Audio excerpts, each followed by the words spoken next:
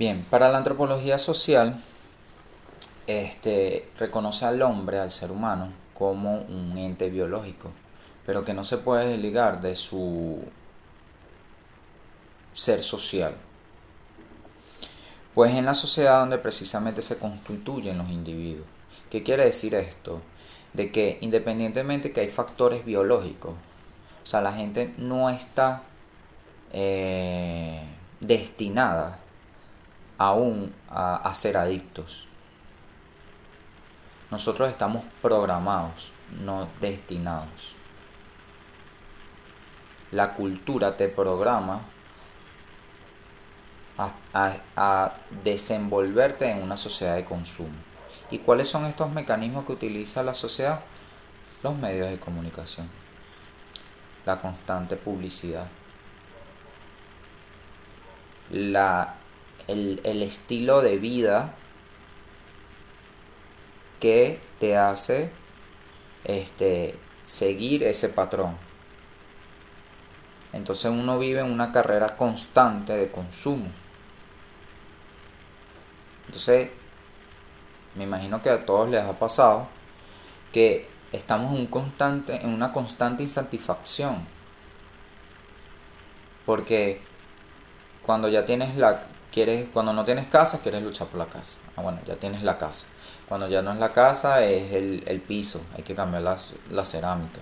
Hay que hacer otra vez la cocina. Después de la cocina hay que hacer el baño. Después que tienes todo eso listo, bueno, ya pasan los años y tienes que volver a hacer el piso porque ya el piso está viejo. Después tienes que comprarte un carro, pero no, ese carro es muy pequeño. El carro pequeño no, vamos a comprar una camioneta. No, entonces la camioneta ya no es suficiente. Vamos a tener que comprar una moto porque la moto es necesaria para cualquier cosa que le pase a la camioneta. Ya tienes la moto. Después de la moto viene constantemente, entonces ahora es que necesito una casa en la playa. Después vienen todos los gastos de la casa en la playa. Y así estamos abordando nuestras vidas de una manera errada. Porque nada de todas esas cosas nos satisface. Ninguno de esos patrones nos llenan. ¿Pero por qué no nos llenan? Porque no es lo que realmente necesitamos. Es la cultura que se aprovecha porque sabe, es la estructura de poder que se aprovecha de toda esta situación. Porque ellos saben cómo programarnos a través de nuestro inconsciente. Las estructuras de poder, y ojo, no estoy hablando solamente del caso Venezuela, estoy hablando a nivel mundial. Los estados-nación, como estructura de poder, saben que en la medida de que generes más necesidades, más vas a estar pendiente de estas cosas que de cuestionar el sistema, que de cuestionar a la estructura. Y en la medida de que tú te vuelvas más adicto, más alienado vas a estar. Y para la estructura de poder, el adicto es una anomalía del sistema. Y por eso se crean estas instituciones como lo psiquiátrico y como las comunidades terapéuticas que buscan de normalizar o mejorar esta anomalía. Mejorar, entre comillas, porque a veces los ponen peor. Los invito a leer el libro del estudio de la clínica de Michel Foucault. Explica todo el inicio de lo que son los psiquiátricos en Francia y cómo se dio todo este proceso.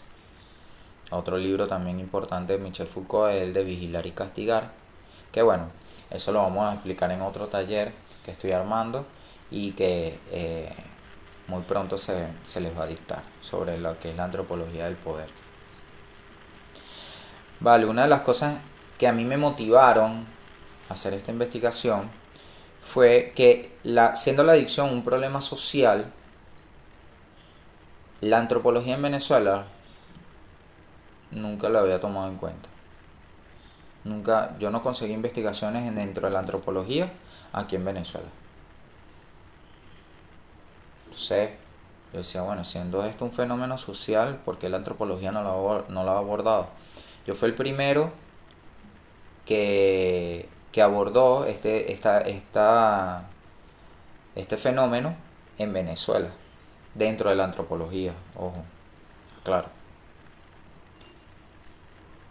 Y una de las cosas también que me motivó fue ver cómo el adicto se percibe a sí mismo, cómo es su imaginario, cómo se representa su imaginario y cómo cree él que lo ve la sociedad, cómo se observa él ante la sociedad.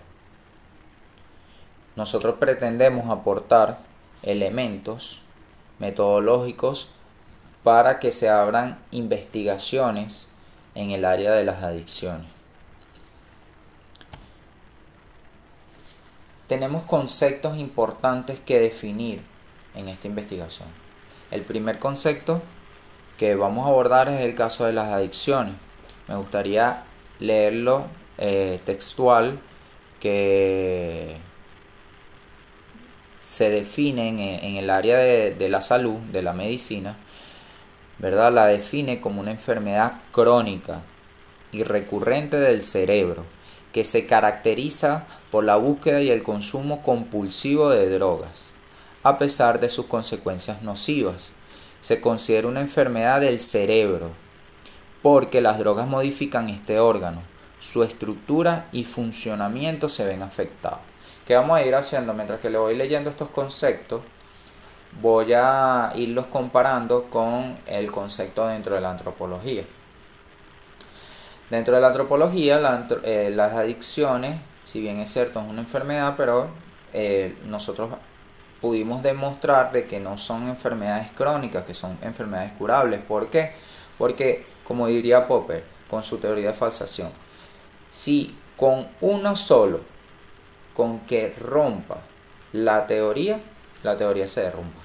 Con que una sola persona se mantenga, si un tratamiento dice que tú tienes que durar un año en tratamiento interno, después un año en ambulatorio, y esa persona se mantiene para toda su vida, ya esa persona rompió con esa teoría de que el adicto es de por vida en un enfermo.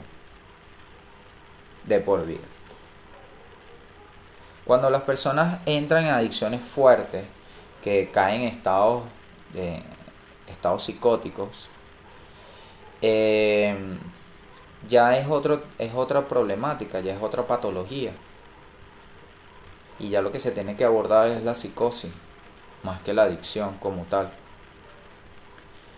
Pero estas personas tienen que durar el resto de su vida bajo medicación. Por eso no es que yo soy un antipsiquiatra, no, porque por lo menos la psiquiatría, la medicina aborda y es necesario que estas estructuras psicóticas sean manejadas por ellos para poder abordar al paciente y poderlo llevar a un estado neurótico normal, sano, que pueda funcionar en la sociedad. Entonces, pero en el caso en este concepto de las adicciones dentro de la medicina, unas cosas a las que podemos agregar que no solamente son las drogas las que dañan el cerebro, también son unos patrones sociales, patrones conductuales que también generan adicción. Por ejemplo, las personas dirán, bueno, yo no soy adicta a las redes sociales. ¿Cuántas personas o cuántos de ustedes pueden pasar todo un día sin meterse en una red social, sin meterse en WhatsApp, en Facebook, en Instagram, o en Twitter, o TikTok? ¿Cuántos pueden dejar su teléfono en su casa y no regresarse? Y eso no es una droga, no estás metiendo droga en tu cuerpo. Entonces, son patrones que establece la cultura. Las personas que, como les decía, las personas obesas, que comen y comen y comen y comen y comen. Eso no es una droga, es comida también, pero genera un patrón adictivo. las personas compradores compulsivos o acumuladores compulsivos.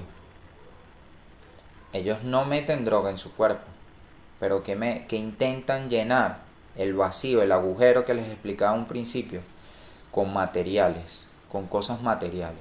Y por eso ustedes no sé si han podido ver el programa de acumuladores compulsivos, donde personas que llegan a un nivel donde ni siquiera pueden entrar a sus casas, donde tienen que dormir en el garaje, porque llenan tanto de peroles y cosas materiales que llega a un punto donde ya eso no pueden pasar ni siquiera a sus casas.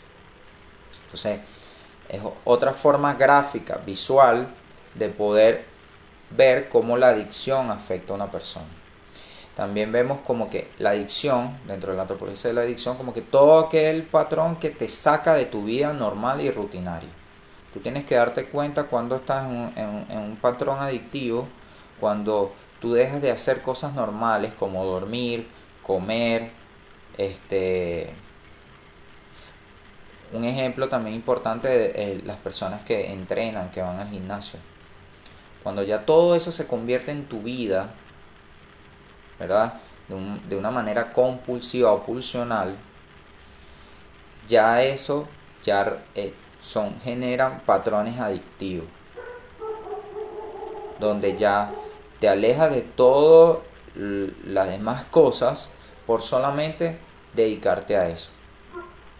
Entonces, yo no atiendo a mi hija, no hablo absolutamente con nadie porque todo el día estoy pegado en el teléfono. Y estoy en una reunión familiar y estoy en el teléfono. Y estoy manejando y estoy en el teléfono.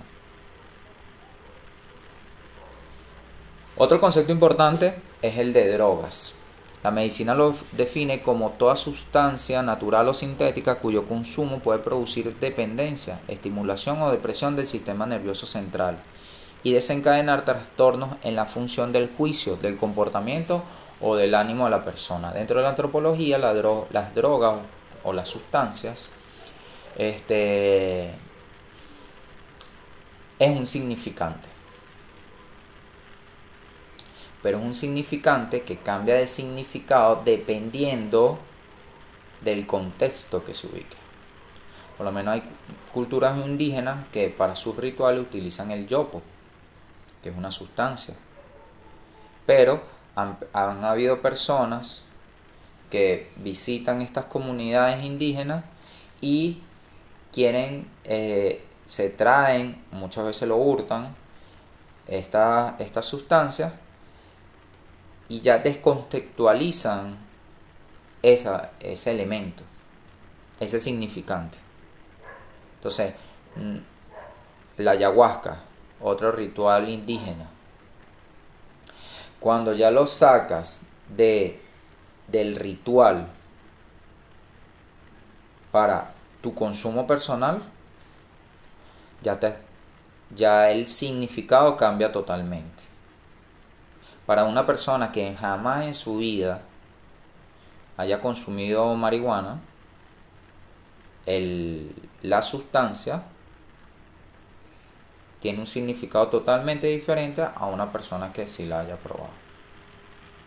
Entonces, es importante que tanto el caso de las adicciones como el caso de las drogas, en el ámbito antropológico, podemos ver que dependiendo del contexto que se encuentre, va a obtener un significado diferente.